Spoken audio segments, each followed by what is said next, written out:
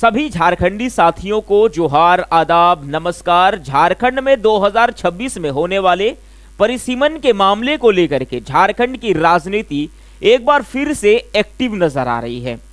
जहां पर कुछ राजनीतिक दल परिसीमन के होने से फायदे गिनवा रही हैं, तो वहीं पे सत्तारूढ़ दल होने वाले परिसीमन से परेशान नजर आ रहे हैं, यानी कि उसे नुकसान देखने को मिल रहा है। दोस्तों, आज के वीडियो में हम लोग बात करने वाले हैं कि परिसीमन आयोग के सुनने के बाद जब से झारखंड की राजनीति बिल्कुल तिलमिला उठी है, आज हम लोग जानने का यह प्रयास करेंगे कि परिसीमन आयोग के गठन होने के बाद झारखंड के निर्वाचन क्षेत्रों में सीटों में बंटवारा होने के बाद सबसे ज्यादा कौन से राजनीतिक दल को झारखंड में नुकसान देखने को मिलेगा। दोस्तों, क्या सबसे ज्यादा नुकसान जेएमएम पार्टी को मिलेगा या भाजपा को मिलेगा या फिर उभरती हुई पार्टी टाइगर जयराम महतो की पार्टी जेएलकेएम को मिलेगा। आज के इस वीडियो में विस्तार से समझेंगे हम लोग इस बात को। सबसे पहले समझते हैं कि क्या होता है परिसीमन आयोग और क्या कार्य हैं इसके। परिसीमन आयोग दोस्तों भारत में एक संवैधानिक आयोग है जो लोकसभा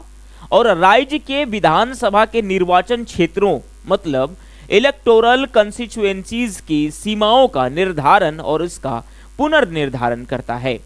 इसका उद्देश्य यह सुनिश्चित करना है कि प्रत्येक निर्वाचन क्षेत्र में लगभग समान जनसंख्या रहे और निर्वाचन प्रक्रिया यानी चुनावी प्रक्रिया बिल्कुल पूरी तरीके से निष्पक्ष हो।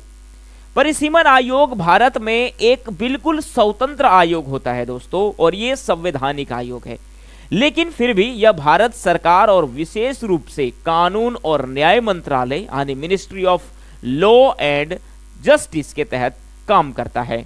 भारत में परिसीमन आयोग का गठन समय समय पर जनगणना के आधार पर निर्वाचन क्षेत्रों की सीमाओं को पुनर्निर्धारित करने का काम किया है।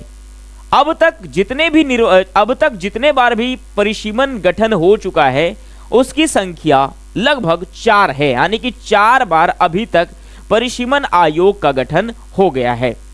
भारत में परिसीमन आयोग का गठन पहली बार 1952 में हुआ था दोस्तों। 1952 में, 1951 में यानी 1950 में जैसे ही संविधान लागू होने के बाद 1951 के जनगणना के आधार पर पहला बार परिसीमन आयोग बनाया गया था। मतलब कि पहली बार कौन से राज्य में कौन सा विधानसभा क्षेत्र होगा और कौन क्षेत्र लोकसभा क्षेत्र होगा, ये निर्धारण सबसे पहले 1951 में किया गया था। दूसरा निर्धारण हुआ था 1963 में दोस्तों। 1961 की जनगणना के आधार पर निर्वाचन क्षेत्रों की सीमाओं का पुनर्निर्धारण 1963 में दोबारा कराया गया। वहीं पे तीसरा परिसीमन जो गठन हुई थी वो बनाया गया था 1973 को, और ये 1973 का परिसीमन आयोग जो गठन किया था उसे 1971 की जनगणना के आधार पर निर्वाचन क्षेत्रों का पुनर्गठन किया गया था। इस परिसीमन के बाद लगभग 25 वर्षों के लिए सीटों की संख्या को स्थिर कर दिया, यानी उसके बाद इसे फ्रीज कर दिया कि 25 सालों तक इसमें कोई छेड़छाड़ नहीं किया जाएगा। फिर इसके बाद जो है दोस्तों जनगणना होती 2001 में, और इसके आधार पर 2002 से 2008 तक चौथा परिसीमन आयोग बनाया गया था। अब ऐसा आकलन अभी किया जा रहा है कि आगामी परिसीमन जो बनने वाले हैं वो बनने वाले हैं 2026 को, यानी परिसीमन का प्रस्ताव 2026 को रखा गया है दोस्तों।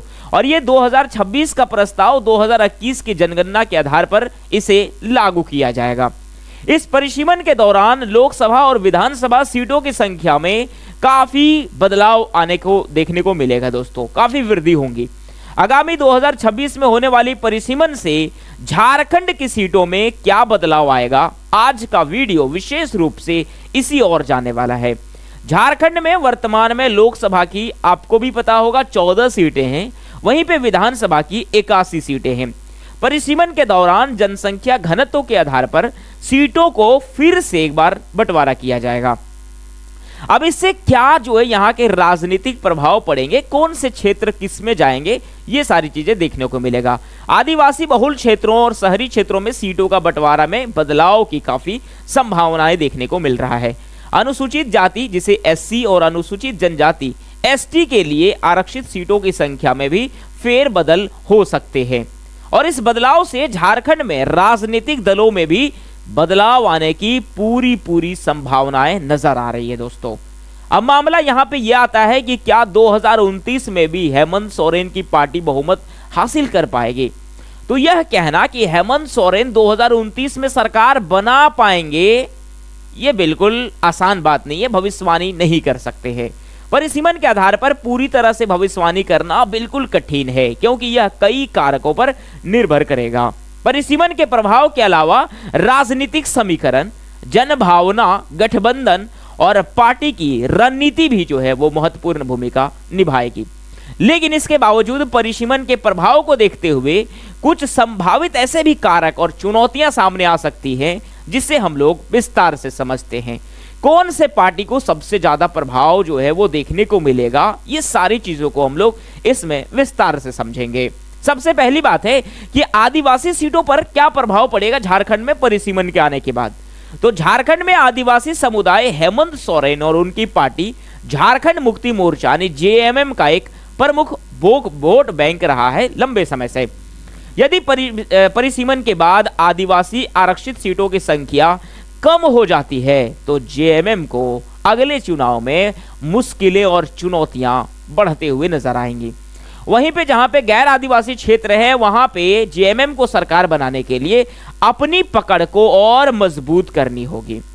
आगे हम लोग बात करें जो शहरी क्षेत्रों में और नए निर्वाचन क्षेत्र में, उसमें किनका पकड़ मजबूत होगा। तो आपको पता है दोस्तों, शहरी क्षेत्रों में जैसे रांची, जमशेदपुर, धनबाद जैसे शहरी इलाकों में परिसीमन के बाद सीटें बढ़ने की प्रबल संभावनाएं बताई जा रही है और इन क्षेत्रों में भारतीय जनता पार्टी यानी बीजेपी की पकड़ काफी मजबूत देखने को मिलता है। अगर जेएमएम को सरकार बनाना होगा तो इन क्षेत्रों में नई रणनीति बनानी होगी। ग्रामीण अगर क्षेत्रों में तुलना करें तो हम लोग ये बात जानते हैं, यदि ग्रामीण सीटों की संख्या घट जाती है और शहरी सीटें बढ़ जाती हैं तो जेएमएम को काफी नुकसान देखने को मिलेगा, क्योंकि उनकी पकड़ ग्रामीण और आदिवासी क्षेत्रों में अधिक मजबूत है और शहरी क्षेत्रों में काफी कम जो है देखने को मिलता है। अब बात आती है कि नई उभरती हुई पार्टी टाइगर जयराम महतो की पार्टी जेएलकेएम की पार्टी को क्या जो है वो इसका प्रभाव देखने को मिलेगा। तो परिसीमन से टाइगर जयराम महतो की पार्टी अभी जो है अपने क्षेत्र में जितना अच्छी तरीके से कार्य करेगा, आने वाले आगामी चुनाव में उतना ही बेहतरीन अपना परफॉर्मेंस दे सकेगा।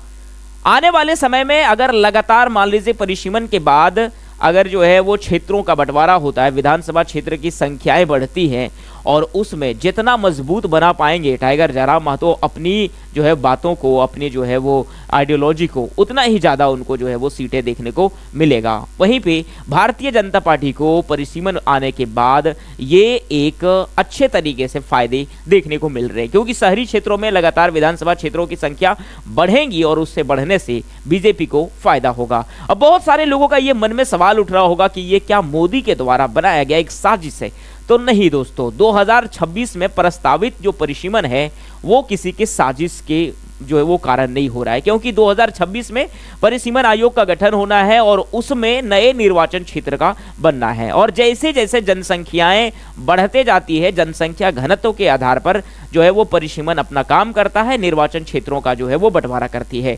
तो इसमें किसी का जो है वो अपना कोई राजनीतिक मापदंड नहीं है, क्योंकि आपको भी पता है कि परिसीमन आयोग एक लोकतांत्रिक जो है वो आयोग है और इसमें किसी का कोई दबाव नहीं होता है, क्योंकि परिसीमन का काम ही होता है हम अपने चीजों को निष्पक्ष तरीके से निर्वाचन जो है वो आने की चुनाव करवाए, निष्पक्ष करवाए। तो ये किसी के जो है वो हस्तक्षेप के लिए काम नहीं करती है। ये परिसीमन आयोग एक बिल्कुल स्वतंत्र होती है, जिस प्रकार से चुनाव आयोग एक अपने में स्वतंत्र आयोग है, उसी प्रकार से परिसीमन आयोग भी एक स्वतंत्र आयोग है। अब देखना यह होगा कि 2026 में जब परिसीमन आयोग जब गठन होता है और उसे झारखंड के सीटों में बंटवारा होता है, तो अब देखना यह होगा कि झारखंड में कौन से सीटों में किस पार्टियां की पकड़ मजबूत देखने को मिलेगी। जिस प्रकार से मैंने आपको बताया कि शहरी क्षेत्रों में बदलाव आएंगे, तो शहरी क्षेत्रों में बदलाव आने के कारण से वहां पे बीजेपी को फायदा देखने को मिलेगा, वहीं पे उसके सहयोगी पार्टी यानी आजसू को भी वहां पे फायदा देखने को मिलेगा। और दूसरी बात यहां पे ये भी होए कि टाइगर जयराम महतो के भी पार्टी को वहां पे फायदा देखने को मिलेगा, लेकिन